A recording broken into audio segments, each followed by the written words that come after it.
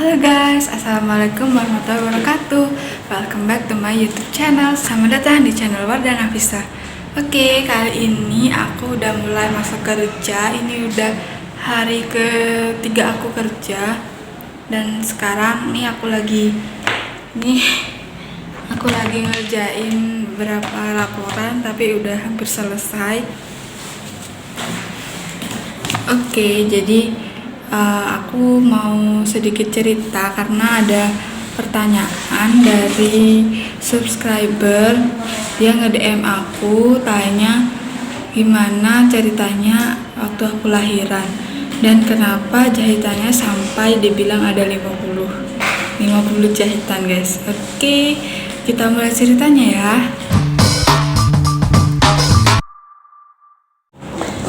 Jadi guys, aku lahiran itu tanggal 27 Januari 2020. Jadi awalnya itu aku datang ke rumah sakit itu bukan untuk lahiran, tapi untuk kontrol rutin. Jadi aku waktu itu sama Mas Maududi datang ke dokter Cahya itu kontrolnya malam-malam.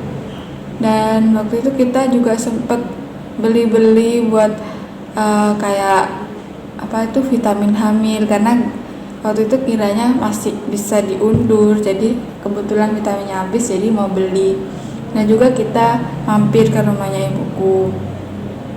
Udah kita nyampe rumah sakit, kita nunggu dokternya, dan waktu itu dokter Cahya malam-malam udah giliran kita.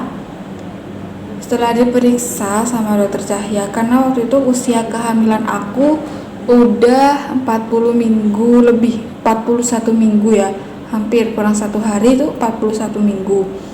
Dan setelah diperiksa diperiksa dalam juga, itu kata dokternya harus segera dikeluarkan babynya.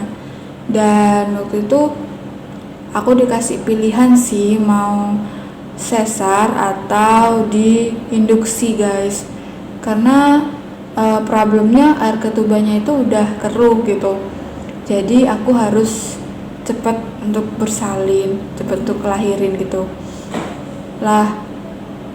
Waktu itu dokternya udah ngasih pilihan kan, mau sesar atau induksi, tapi aku milih untuk induksi aja karena aku pingin ngerasain lahiran normal guys. Jadi udah, kita sama sekali gak ada persiapan, gak bawa tas lahiran, gak bawa apapun, cuma bawa BPJS yang penting ya, dan identitas diri. Waktu itu kita disuruh langsung ke UGD lah. Di UGD ini aku diambil darahnya buat rapid test dan juga diperiksa paru-parunya gitu, apakah bisa untuk lahiran normal atau enggak. Diperiksa ini pernapasannya, dan ternyata hasilnya semuanya negatif. Aku rapid testnya negatif dan aku insya Allah paru-parunya itu bisa buat lahiran normal.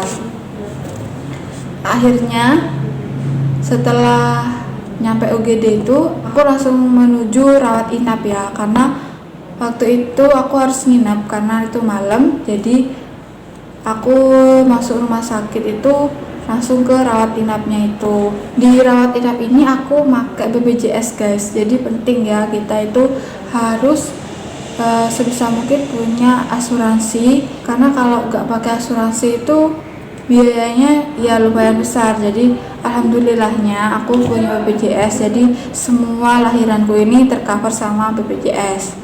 Setelah aku dapat kamar, aku BPJS-nya kelas 2. Di sana itu aku diperiksa detak jantung bayinya pakai alat gitu.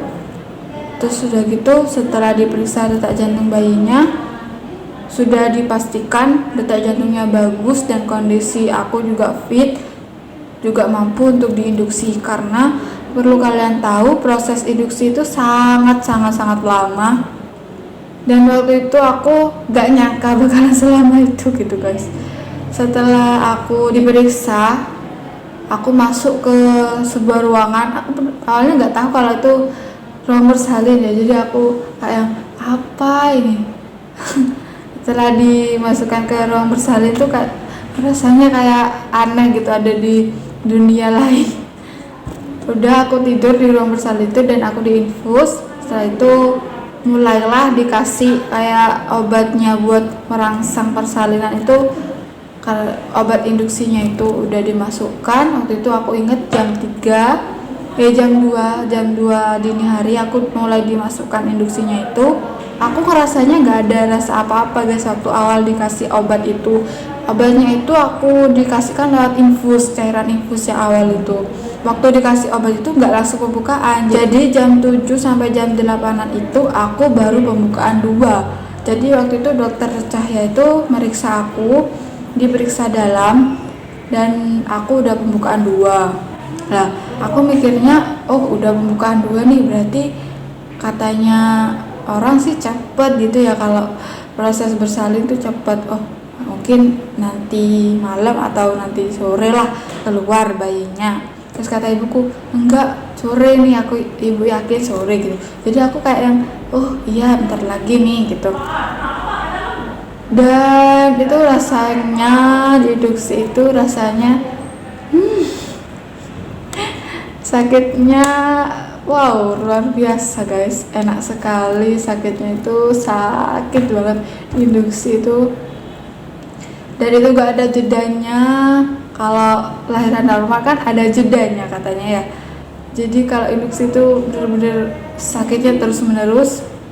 Dan itu siang jam 11-an tuh aku di bukaan lagi, dan itu aku baru bukaan 4. Dan aku kira itu udah bukaan 6 atau berapa, ternyata baru bukaan 4. Dan itu ya ampun, kayak yang perut itu rasanya diiris-iris, kayak yang bergejolak terus perutku. Jadi aku sampai minta tolong sama suamiku buat, ya ampun bisa nggak berhenti sebentar gitu sakitnya. Ternyata ya emang nggak bisa berhenti sakitnya, nggak bisa, memang begitu prosesnya orang melahirkan. Setelah itu jam 3 sore itu aku baru pembukaan 5 guys. Jam 3 sore itu baru pembukaan 5, dan itu rasanya kok lambat banget. Dan aku lihat infusnya itu kayak netesnya itu juga lambat. Oh ya, dan ini aku dikasih obat lagi, obat induksinya udah habis, jadi diganti lagi pakai obat yang dosis kedua itu dimasukkan lagi di infusnya. Nah, maghrib itu aku ternyata masih bukaan 5 guys. Jadi pembukaannya itu gak nambah-nambah, bukaan 5 itu lama banget. Dan itu sampai jam 7 pun aku masih pembukaan 5. Dan sama bidanya itu dimasukkan kayak semacam kubus gitu, kayaknya ini obat induksi lagi, kayak macam kotak gitu, dimasukkan lewat vagina. Jadi aku double induksinya lewat infus dan juga lewat vagina. Jadi sampai Isa itu dokternya dateng kan, itu juga meriksa itu baru bukaan 6. Pokoknya aku tuh bukaan 6 ini aku udah gak kuat guys. Pokoknya bukaan 6 aku udah minta sesar, tapi sama bidan sama dokternya berusaha ngeyakinin aku kalau aku tuh bisa. Jadi waktu bukaan 6 tuh aku masih yakin, oh ya mungkin aku bisa gitu. Jadi aku masih kuat lah untuk lanjut. Udah, ini kan jam 6 sore ya, jam 8 sore itu masih bukaan 7 guys. Ya ampun, lambat banget. Terus aku pokoknya bukaan 9 itu ya subuh, jam 5 subuh besoknya kan ya, ini jam 5 subuh aku tuh bukaan 9. Itu udah gak kuat banget, aku udah nangis, udah teriak-teriak, udah pokoknya segala macem omong-omongan tuh aku omongin dah. Ya Allah, begitu udah katanya bidanya istighfar. Iya, aku tahu istighfar, aku itu istighfar, tapi aku gak kuat sama sakitnya. Ya emang aku orangnya emang gak kuat sakit ya guys. Jadi kan tingkat sakit orang itu berbeda ya, mungkin aku tingkat sakitnya rendah, jadi itu hebat banget sakitnya menurut aku tuh. Itu hal yang tersakit yang pernah aku alami seumur hidup. Pokoknya bukaan 9 ini sakit, dan itu udah aku tuh pengen ngeden tuh, apa ya bahasanya, udah kayaknya tuh udah pengen BAB gitu bukaan 9 tuh, tapi gak boleh BAB, gak boleh ngeden, tapi aku gak kuat, akhirnya aku kayak ngeden sendiri. Dan akhirnya jam 7 pas itu pembukaan lengkap, guys. Ya ampun, lebih dari 24 jam aku berjuang untuk induksi ini. Dan itu waktu itu udah pembukaan lengkap, semua bidan itu udah mempersiapkan alat-alatnya untuk bersalin, untuk aku lanjut persalinan. Udah aku pun udah siap ya untuk bersalin, aku udah diajarin cara mengejan dan lain-lainnya. Lah, pas waktu aku mau ngelahirin ini, waktu proses lahiran ini, aku itu kontraksinya gak dateng, gak sih? Ampun, kesel banget gak sih? Waktu awal itu kontraksinya hebat banget lah, ini udah lahiran, udah di depan mata, tapi kontraksinya gak dateng. Karena kalau gak ada kontraksi itu kan kita gak boleh ngejen ya. Jadi itu aku sebel banget, waktu itu aku gak ada kontraksi waktu itu, jadi ditunggu, terus ada kontraksi bentar, ditunggu lagi kontraksi bentar, sampai akhirnya sama ada kontraksi satu itu kontraksi, terus lama-lama kontraksinya hebat, dan itu aku ngeden tapi udah habis tenaganya karena udah ngelawatin proses melahirkan yang waktu itu yang induksi itu, jadi aku gak bisa ngeden. Dan aku ingat banget di situ ada 5 bidan, guys, 5 bidan yang bantuin aku buat ngelahirin. Jadi 2 bidan tuh di atasku buat ngedorong perutku, 2-nya lagi di bawah, dan 1 lagi buat narik anaknya, dan juga 1 dokter. Jadi ada 2 bidan itu, dia tuh ngedorong perutku dari atas gitu, kan tiduran gini, posisinya itu seperti ini, guys. Jadi gini, ini kan gini, aku posisinya seperti ini, terus kakinya itu kan ngangkang. Jadi yang di atas itu ada 2 bidan, dia tuh ngedorong perut aku karena aku gak bisa ngeden, dan yang di bawah itu ada 2 bidan lagi yang ngedorong anak aku, yang mau narik anakku. Jadi udah di situ aku dan suamiku sempat kaget karena ternyata anakku itu posisinya itu nggak seperti ini, tapi karena aku waktu itu mengejan sebelum waktunya, jadi anak aku tuh kepalanya agak bengkok, jadi agak miring gini, jadi nggak bisa cepet ngelahirinnya, jadi susah gitu waktu keluarnya. Dan dokter pun mau ngambil tindakan di vakum. Jadi Ali waktu itu lahirnya mau di vakum, guys, disedot anaknya.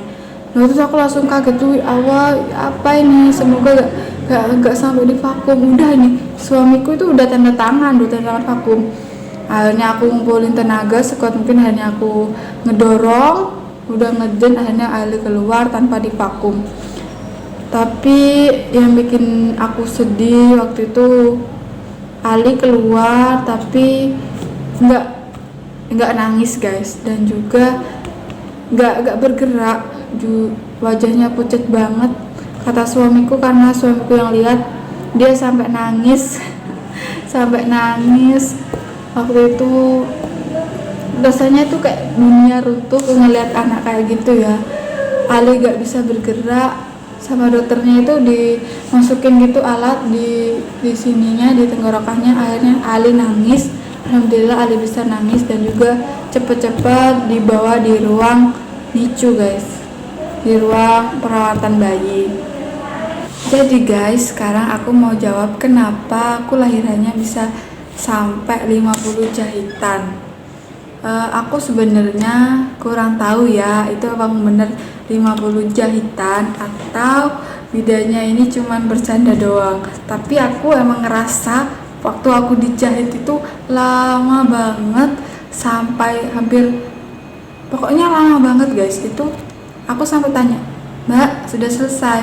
"Belum, Mbak, udah selesai?" "Belum, Mbak," gitu terus. Nah, jadi kan tadi aku ngelahirin Ali itu aku bener-bener habis tenagaku buat tadi itu proses yang induksi itu, yang awalnya itu. Jadi aku buat mengejan tuh udah gak ada tenaganya guys ya. Dan karena itu aku didorong dari atas sama bidan dari rumah sakit itu, didorong perutku dari atas, dan itu sakit guys. Waktu didorong perutnya itu sakit banget, dan ditarik bayinya dari bawah. Itu pun nggak cukup, jadi sama dokternya itu, sama dokter Cahya, vaginaku ini digunting buat mempermudah jalan lahir sampai di daerah-daerah antara vagina dan juga anus itu juga digunting juga guys, sampai di anusnya itu sampai belakang juga digunting. Pokoknya aku tuh ngerasa banget kalau dokternya itu waktu gunting jalan lahirnya itu banyak guntingan, jadilah jahitanku banyak. Jadi begitulah cerita lahiranku, pengalaman aku lahiran yang pertama, ngelahirin Danis Ali Maududi anakku. Emang cukup dramatis ya. Cukup dramatis dan juga sangat mengesankan. Alhamdulillah sekarang Ali sehat walafiat, aku juga sehat dan keluargaku semua sehat. Oke, semoga video kali ini bermanfaat. Dan juga jangan lupa like, komen, dan subscribe channel Wardah Nafisa. Wassalamualaikum warahmatullahi wabarakatuh. Aku lanjut ngerjain pekerjaan aku dulu ya. Dadah.